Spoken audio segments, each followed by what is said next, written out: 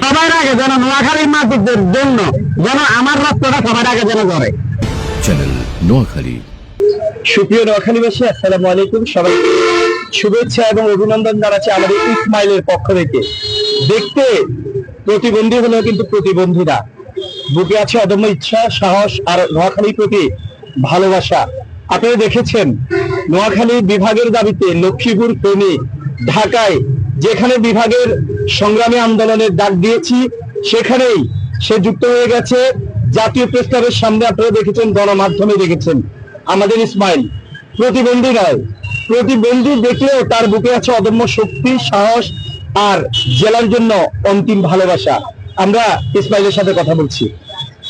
আসসালামু আলাইকুম ওয়া রাহমাতুল্লাহি ওয়া বারাকাতুহু। আসলে ভাইয়া যতটুকু ভাই বলতে আমি এতটুকু অনুযায়ী কাজ এখনো করতে পারি না, কিন্তু চেষ্টা করতে চাই প্রত্যেকটা প্রোগ্রামে প্রত্যেকটা আন্দোলন যেন শুরু করতে পারি। আর আমি একটা নিজে বলেছি রাস্তায় যে সবার আগে যেন নোয়াখালীর মাটিদের জন্য যেন আমার রক্তটা সবার আগে যেন ধরে।